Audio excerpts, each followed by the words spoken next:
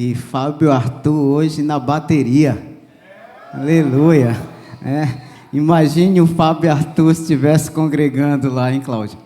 Não teria bateria para o Fábio Arthur, né? Tá tocando aqui. Não sei nem onde é que ele está uma hora dessa aqui. Falando dele. Graças a Deus.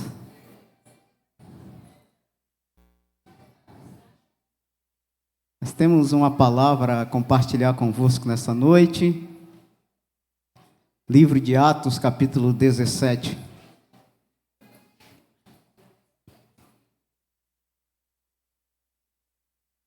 Hoje eu estou com capote, mas está fazendo frio. Hoje não é só o sinal do frio, hoje de fato tem frio mesmo. Atos 17, a partir do versículo 21, está projetado na NAA, se puder colocar na NVI.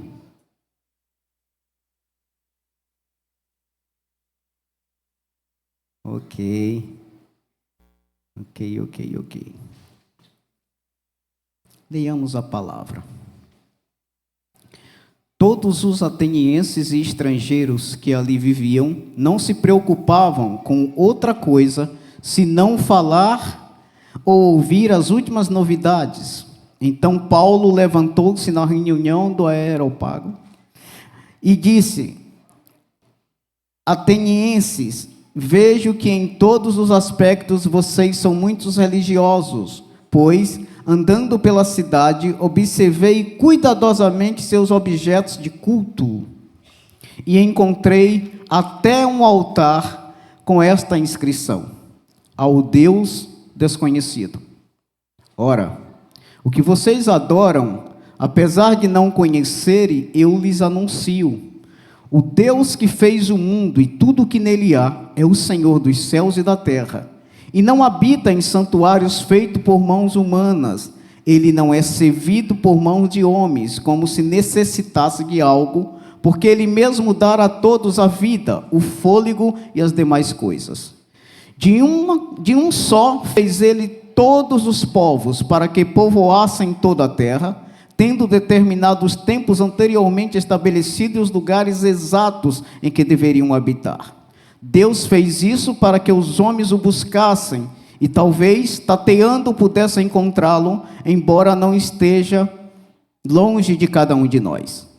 Pois nele vivemos, nos movemos e existimos. Como disseram alguns dos poetas de vocês, também somos descendência dele.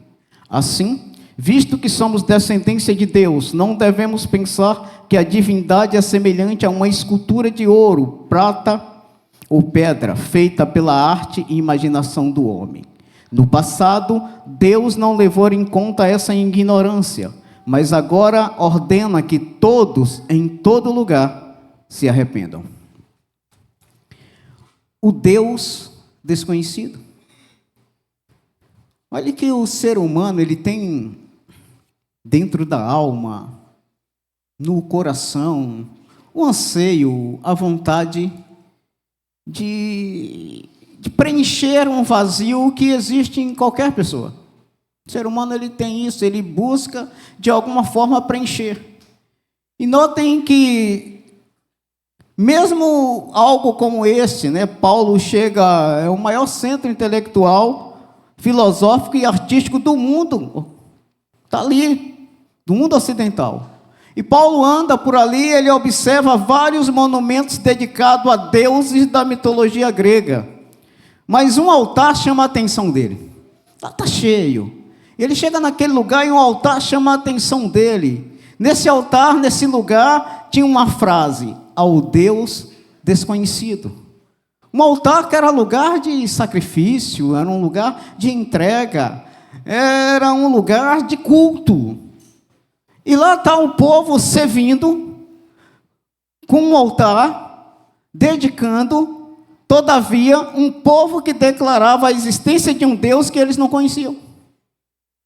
Um Deus que eles não sabiam quem era esse Deus, mas dentro do ser humano, aquela necessidade de buscar algo maior, de buscar alguém fala uma força maior, de se colocar debaixo de algo que gere uma proteção, de adorar. Então o ser humano ele fica nessa busca, e nessa busca eles fazem o que eles estão ali cultuando a um Deus desconhecido, servindo ali. Não necessário dizer que Deus era, mas era um Deus, que ninguém sabia quem era. E a gente pensa aqui, talvez eu e você, em alguma época da vida, ou quem sabe algumas pessoas nesse exato momento aqui assentado, algumas pessoas estão construindo altares, levando sacrifícios e mais sacrifício, dobrando os joelhos, fazendo orações, tendo uma relação sincera com a religião, cumprindo tudo ao pé da letra, participando de tudo, se envolvendo com todas as coisas, mas falta a essência, falta uma relação de amor, uma relação com o Pai.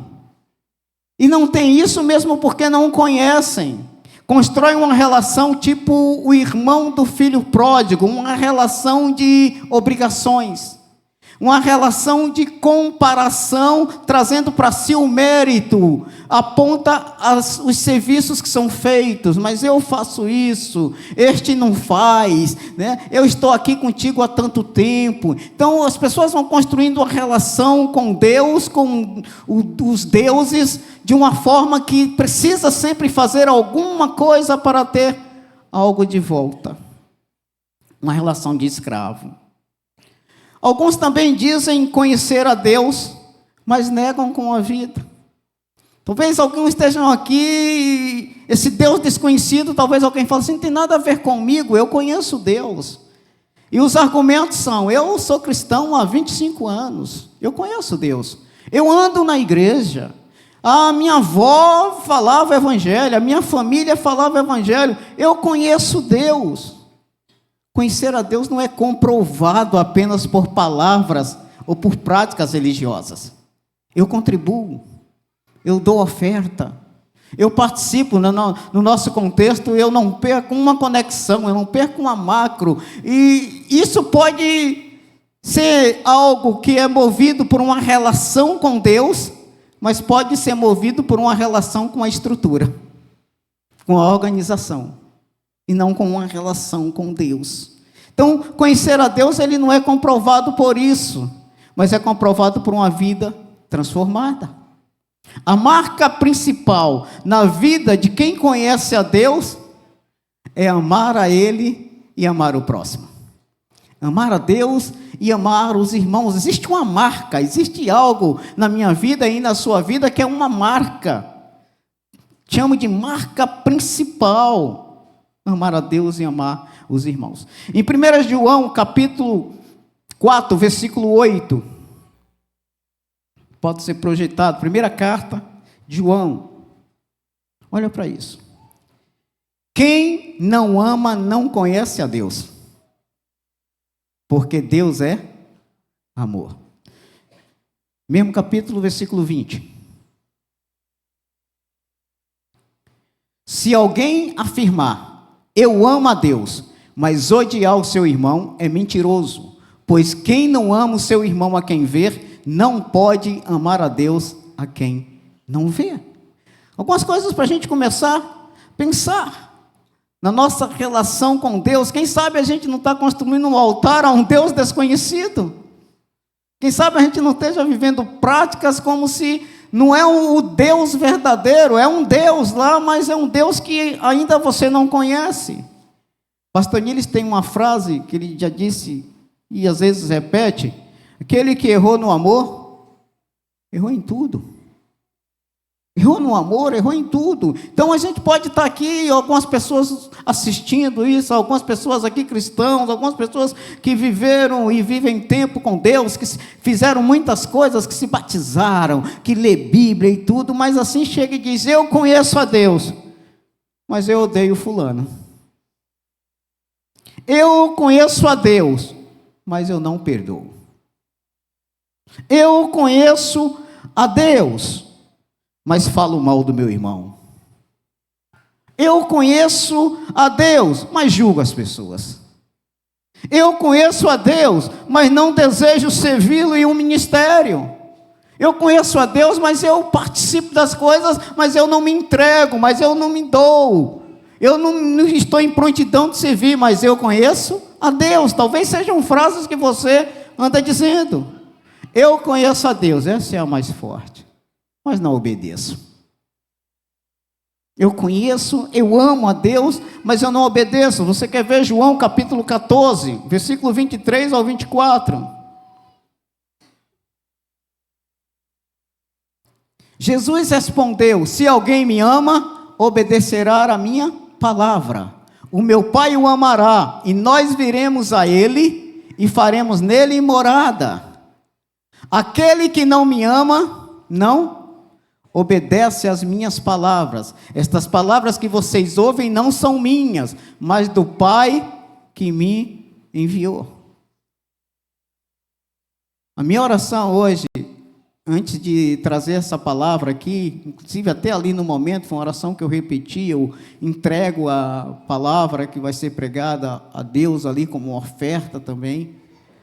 A minha oração hoje foi que vocês não estivessem ouvindo a minha voz, mas que todos, inclusive eu, estivessem ouvindo a voz do Pai, a voz de Deus. É ela que faz toda a diferença, é ela que traz transformação, é ela que vai mexer em áreas da minha vida e da sua vida que nós não sabemos, é ela que vai trazer uma estrutura e um caminho novo. É a voz do Pai. A maneira pela qual você está vivendo, porque você pode também dizer: conheço a Deus, mas não sigo, porque eu tenho as minhas opiniões.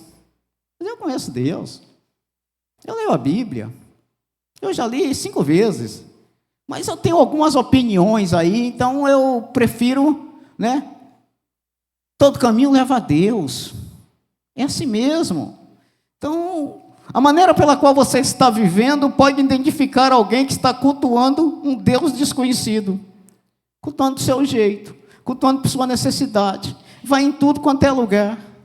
Vocês notem aqui, que este povo aqui, do texto, vocês notem que Paulo é chamado, o povo ali chama Paulo, para que Paulo comece a se explicar. Essa palavra estava impactando ali no meio daquele povo, e eles estão ali, e aquilo incomoda eles, e estão chamando de um novo ensino, e aí eles estão em busca de saber que novidade era aquela, o que é que está acontecendo de novo. Sabe por quê? Quem não busca o Deus verdadeiro, está vazio. Quem está vazio, vai sempre procurar em algum lugar, em alguma coisa, uma novidade. Qualquer pessoa.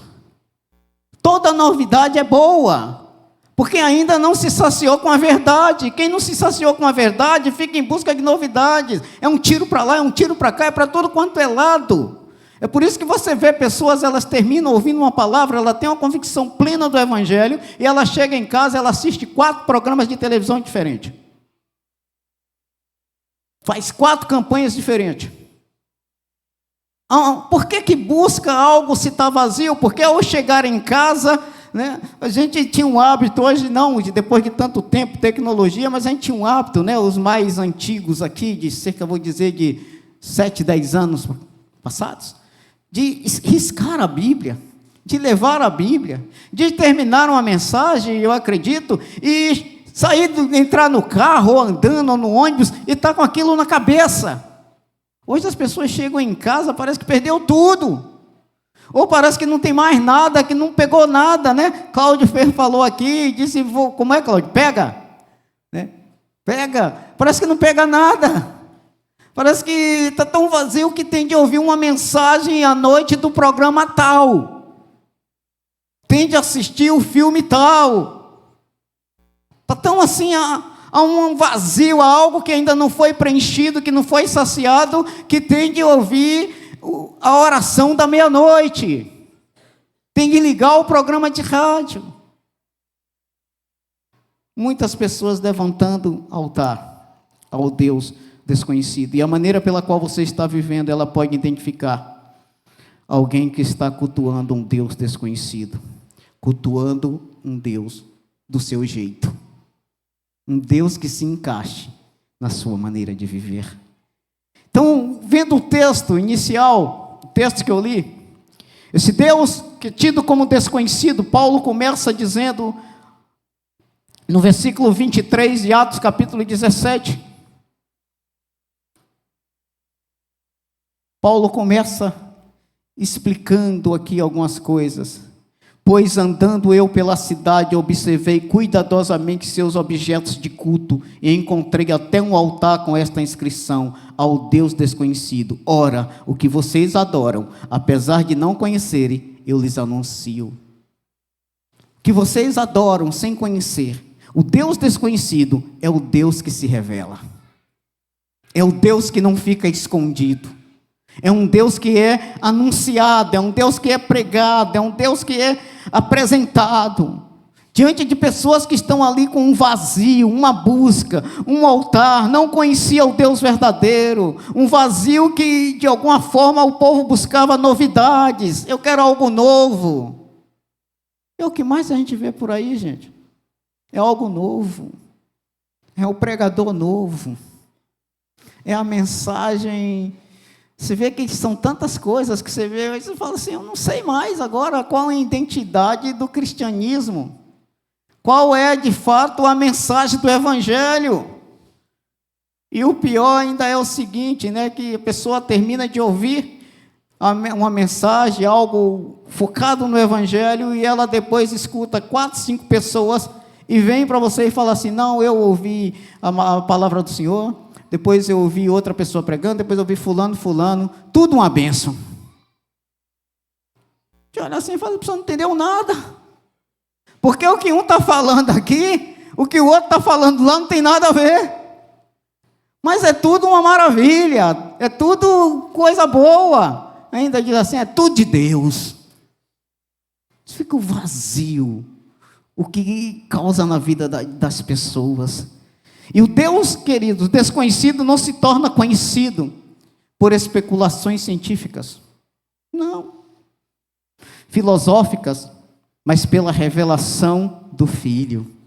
Um Deus que é conhecido através de Jesus. Um Deus que é revelado em Jesus. Em João capítulo 1, versículo 18.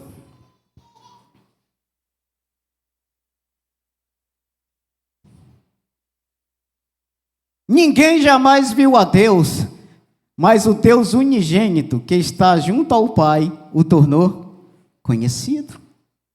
Ninguém viu. Ainda em João, no capítulo 14, versículo 9 ao 11, Jesus respondeu, você não me conhece, Filipe, mesmo depois de eu ter estado com vocês durante tanto tempo, quem vê a mim, vê o Pai. Como você pode dizer, mostra-nos o Pai? Você não crê que eu estou no Pai e que o Pai está em mim? As palavras que eu digo a vocês não são apenas minhas. Ao contrário, o Pai que permanece em mim é quem realiza a sua obra. Deus revelado através de Jesus. Ainda em João 10, verso 30. Eu e o Pai somos um.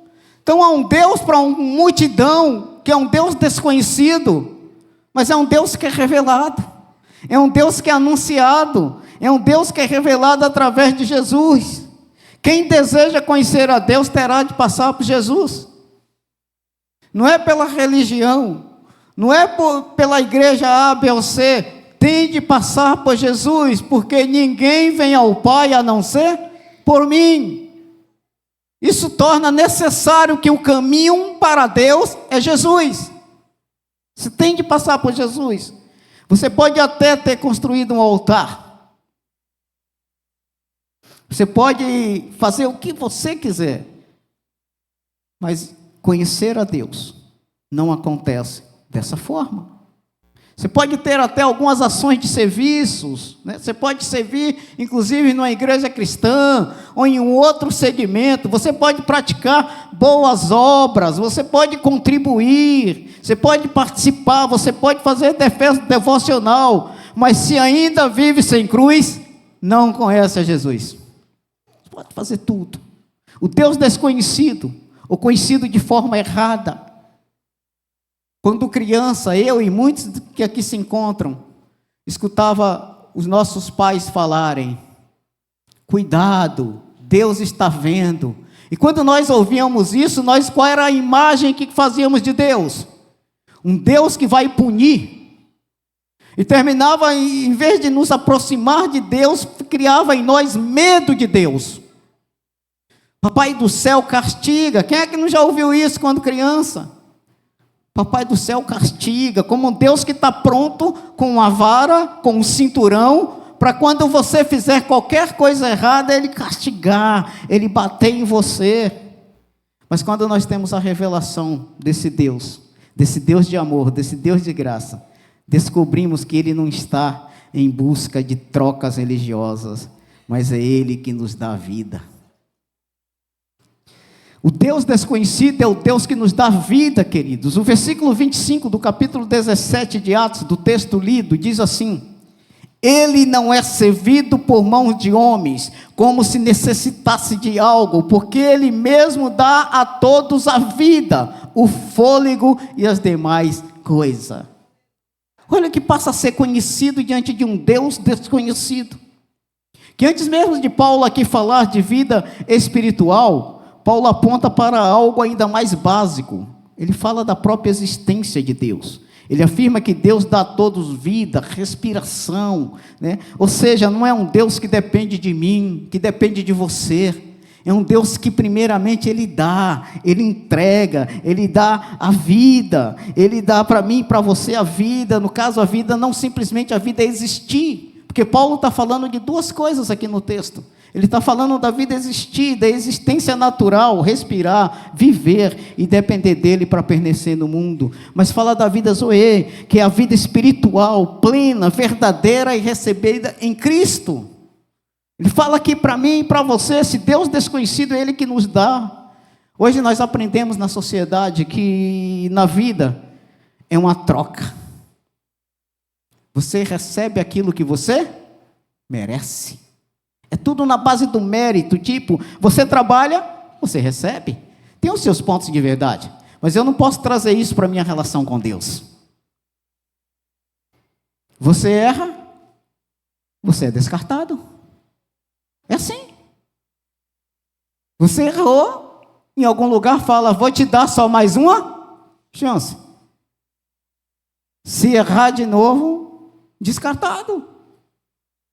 E você não é mais a mesma pessoa. O relacionamento com Deus funciona ao contrário, sabe por quê? Porque tem amor envolvido, tem misericórdia. Tem graça envolvida, tem misericórdia.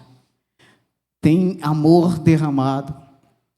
Esta semana eu fui fazer o meu devocional e eu me deparei com uma situação no meu devocional. Eu estou lendo o livro de Atos e no livro de Atos fala de Barnabé,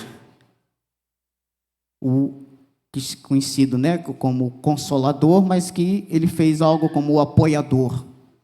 Que Barnabé, quando Paulo se converte, e ele vai levar Paulo para apresentar aos irmãos, e Paulo tinha uma vida, o histórico de Paulo era ruim. E no momento que Paulo chega no meio dos discípulos, as pessoas olhavam para Paulo e diziam: eu não acredito que esse cara seja um discípulo. E as pessoas viam em Paulo a imagem de quem Paulo foi. Não sei se já aconteceu com você, mas comigo, eu próprio via por muito tempo a imagem daquele que eu fui. E não era coisa boa. E aí Barnabé se levanta e apresenta aquele homem no meio da comunidade. E eu parei, olhei esse texto e fiquei me vendo. Eu fiquei me vendo quando há 18 anos atrás eu cheguei na comunidade videira, querendo encontrar um caminho, querendo voltar à vida, querendo consertar coisas do passado. onde eu mesmo não acreditava em mim, onde eu conversava com as pessoas, e com o líder, e com o pastor, e eu ficava na minha cabeça imaginando coisas que a pessoa estava pensando negativa a meu respeito. Foi quando um pastor se levantou e me disse algumas coisas: conte comigo, eu estou com você, você é um homem de Deus, mas você ainda não sabe. Foi quando alguém me trouxe algumas palavras nesse nível, foi quando alguém olhou para mim, não naquilo que eu era, mas naquilo que eu poderia ser transformado, naquilo que eu poderia viver, não aquilo que eu já vivi. E isso levou tempo para que a ficha caísse. Porque todas as vezes que nos reuníamos e que conversávamos e que dizia: não, rapaz, você é um homem de Deus, recebi um livro de presente, tenho até hoje, Homens Comuns com Potencial Extraordinário, e eu cansava de me perguntar: não sei o que esse cara quer perdendo tempo comigo, eu estou falando o pastor Niles, não sei o que ele quer perdendo tempo comigo, porque eu não perderia tempo comigo. Era um ser que eu não confiava em mim, e louco era quem confiasse. Perdido, desmoralizado, envergonhado, com medo de tudo e de todos, com medo de igreja. Passava no corredor da igreja, na minha cabeça, não sei se você já viveu isso, né? Quando a gente tem culpa mesmo, muita coisa, a gente pensa que as pessoas estão pensando alguma coisa ruim da gente. E a gente não se sente bem no ambiente. Mas a graça de Deus é tão grande, tão maravilhosa, que Deus levantou uma pessoa para dizer: eu confio em você, eu vou ajudar você, eu vou apoiar você. Não foi da noite para o dia, ainda estou no processo, ainda tem muitas coisas a serem mudadas, mas esse Deus de relacionamento, esse Deus misericordioso, esse Deus que me deu vida, estando vós mortos nos vossos delitos e pecados, é o que diz em Efésios, Ele vos deu vida. Esse Deus que me deu vida na condição errada, esse Deus que me deu vida sem que eu tivesse nenhum mérito, esse Deus que olha para a humanidade, e ali eu me incluo, porque é um texto que eu uso direto para mim, porque Deus amou o Wellington de tal maneira. Não sei se você já leu esse texto dessa forma, porque Deus amou, falando o seu nome, porque Deus amou de tal maneira, que deu o seu filho, seu único filho, para que o Wellington, nele crendo, não pereça, mas tenha vida eterna, tenha esperança. Essa substituição, onde Jesus morreu em meu lugar, um Deus que amou, um Deus que diz que não é pelos meus esforços, pela graça sois salvos, e isso não vem de vós, não vem de nenhuma penitência, não vem de nenhuma promessa feita, não vem de muita contribuição ou pouca, isso vem de Deus, isso vem dele, ele é quem dá vida. Eis aqui um homem que mais da metade da vida, eu tenho 59 anos, próximo ano será uma grande festa, 60 anos, aleluia, gostei da animação. Mais da metade da minha idade foram tempos desperdiçados. Construí alguns altares, inclusive religiosos, mas a um Deus desconhecido. Algumas coisas que me seguravam, mas não sustentavam. Talvez você esteja aqui nessa noite baseado em algumas coisas que você segura, mas que não lhe sustenta. Você bebe água, você come, você se alimenta, você brinca, você dá risada, e não consegue dormir tranquilo, dormir em paz, independente de situações que são diversas. Viver em Jesus não é viver, como se diz aí, é um mar de rosas. Ainda que seja um mar de rosas, tem espinhos, tem dor, tem preço, tem coisas que a gente não queria que acontecesse, mas viver em Jesus é a melhor coisa que tem para a minha vida e para a sua vida. Porém, o Deus que se revela, o Deus que nos dá vida, não nos abandona, queridos. Ele é um Deus de perto, é um Deus que se relaciona conosco e nos chama a comunhão com Ele. No versículo 27 do mesmo capítulo diz assim: Deus fez isso para que os homens o buscassem e talvez tateando pudessem encontrá-lo, embora não esteja longe de cada um de nós. É um Deus próximo, é um Deus que anda conosco, é um Deus que está ao nosso lado, é um Deus que quer ser achado. Se você abra em Jeremias capítulo 29, você vê que o propósito aqui, o próprio texto está dizendo para que os homens buscassem, para que os homens procurassem. Em Jeremias capítulo 29, versículo 11,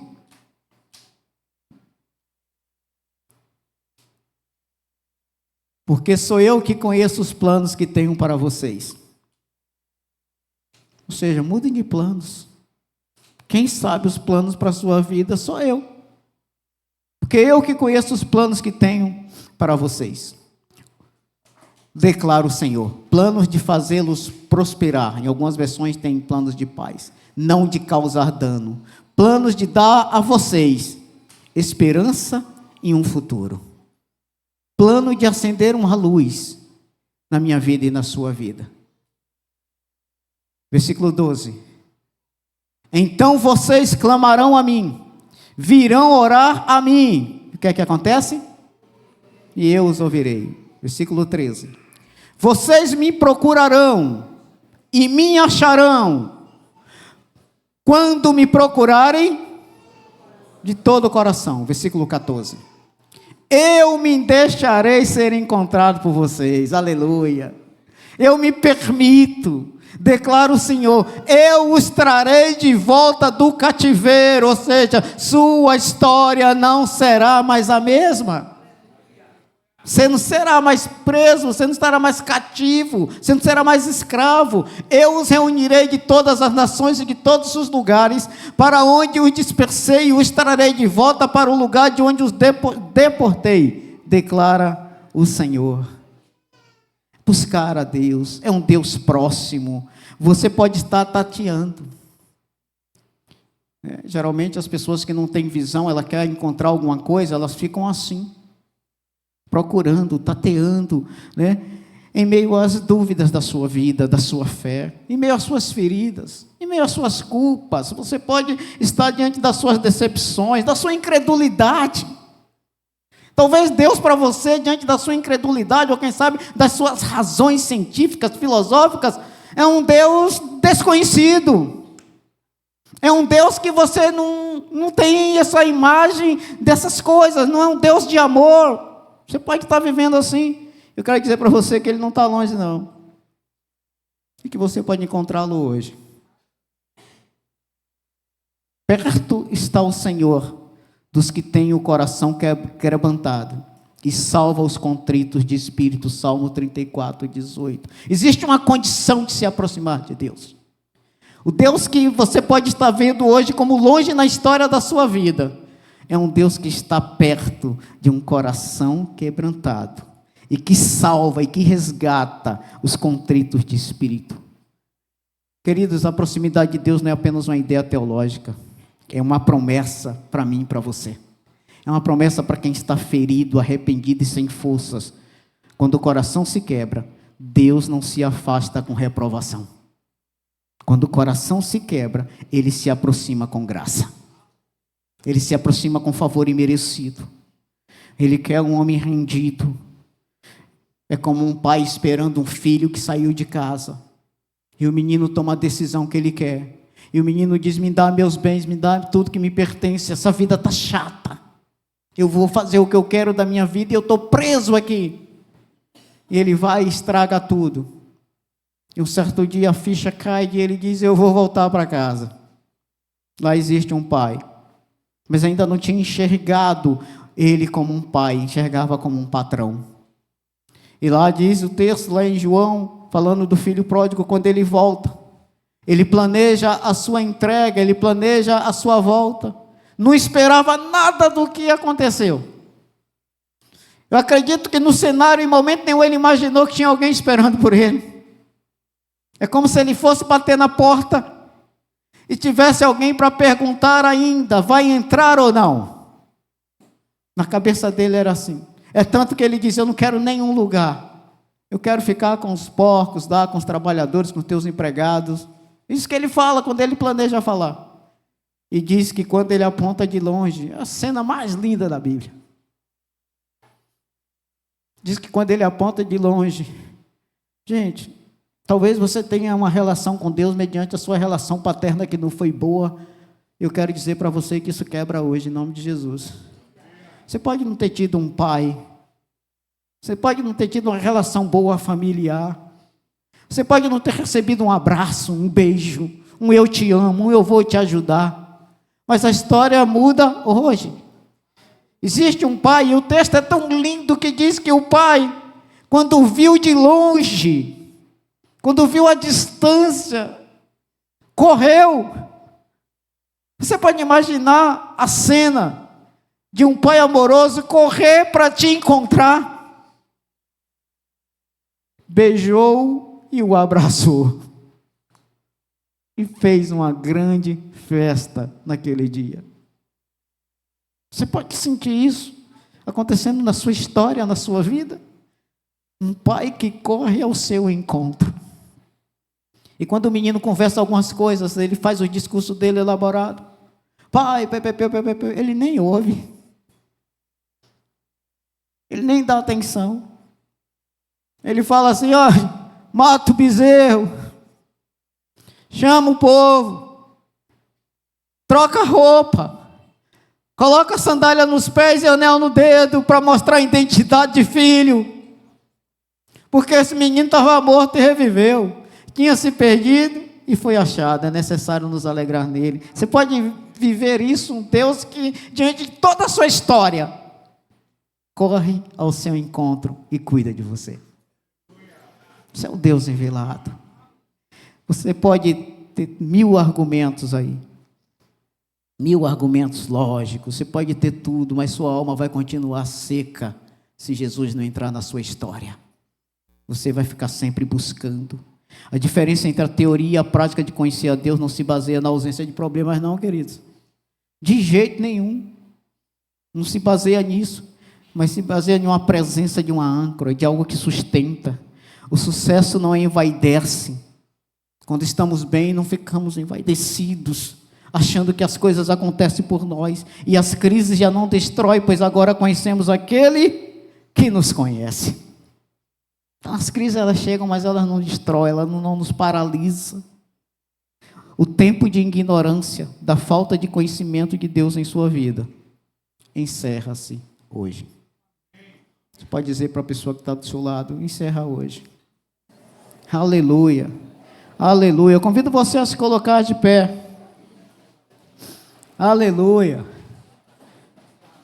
aleluia, aleluia, aleluia, aleluia.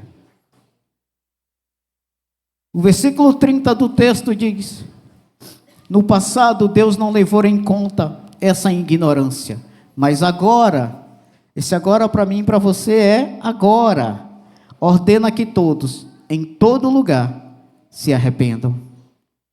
Deus não leva em conta o tempo da ignorância. Deus não leva em conta o tempo de falta de conhecimento, mas agora convida você a conhecê-lo. Só Jesus pode preencher o vazio em nós. Nenhuma atividade comum ou objetivo criado pode fazer isso. Tudo que você fizer, você sempre está querendo mais. Que todos. E a frase que eu falo de mim para Deus nessa noite, e que você pode falar também: eu quero uma mudança em minha vida. Por isto hoje eu decido conhecer Jesus. Nós vamos louvar ao Senhor, mas que você receba da parte de Deus tudo que o Espírito Santo comunicou a você nessa noite. O Deus desconhecido. Que seja uma noite de romper barreiras de incredulidade. Que seja uma noite de dar um passo. Eu quero mudanças em minha vida. Eu quero conhecer Jesus Cristo. Eu quero servir a Deus. Eu quero seguir a Jesus. Eu quero quebrar barreiras. Eu quero aprender a amar Jesus e a amar pessoas. Eu quero construir um altar, aleluia, de adoração ao Senhor, mas eu quero adorar aquele que eu conheço. Eu não quero mais adorar um Deus que eu não conheço, porque eu sou ensinado por religião, por que quer que seja. Eu quero adorar um Deus que se revelou a mim. Vamos ouvir esta canção.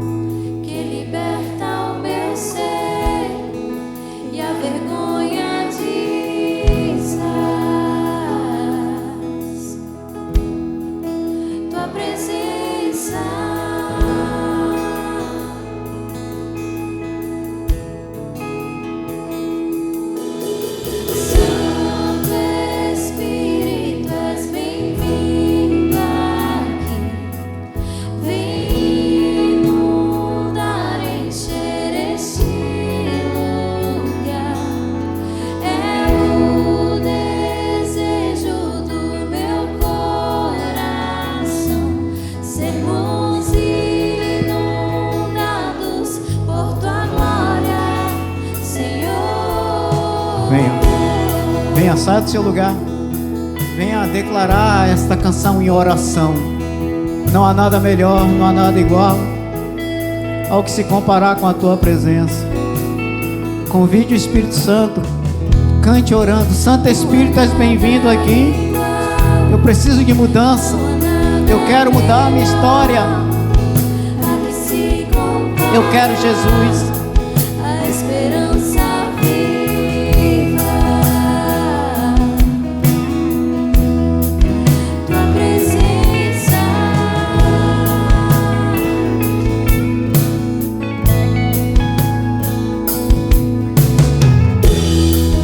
Eu provei e vi o mais doce amor que liberta o meu ser e a vergonha desfaz. É o amor que liberta. Tua presença, Venha, convide o Senhor. Santo Espírito, és bem-vindo. Santo Espírito, és bem-vindo aqui. Vem inundar, encher este lugar. É o desejo do meu coração, sermos inundados por tua glória, Senhor Jesus. Santo Espírito, és bem-vindo aqui. Vem inundar, encher este lugar. É o desejo do meu coração, sermos inundados por tua glória, Senhor. Você quer provar? Provar e veja que o Senhor é bom. Você quer ter uma experiência com esse Deus de graça, esse Deus de amor, esse Deus de vida? Você quer ser cheio? Venha se esvaziar de você mesmo. Venha se esvaziar do orgulho, do engano. Venha se esvaziar de tudo o que até aqui, até hoje, até essa noite, impediu você de ser cheio com a verdade, impediu você de ser cheio com essa graça de Deus, de ter o Espírito Santo, impediu você de ver luz no caminho da sua história. Eu ainda convido você, pessoas aqui nessa noite, venha, nós queremos orar por você. Você que de alguma forma tem se sentido se esvaziando, que as coisas não têm ficado, esse é o seu momento, é a sua noite, é um momento de volta, é agora, é um momento de presença santa, é um momento de graça derramada, é um momento de transformação, de restauração, é um momento de entregar a vida aos planos de Deus, é um momento de rasgar seus planos, suas ideias, suas histórias, e colocar os seus planos e a sua história naquele que diz: bem sei os planos que tenho sobre vós. Aleluia. Os pastores vão estar colocando as mãos sobre você. Nós ainda continuamos com esta canção, Não Há Nada Melhor. Se você não lembrar de nada dessa mensagem, lembre que não há nada melhor, não há nada igual. Lembre da canção. Aleluia, aleluia.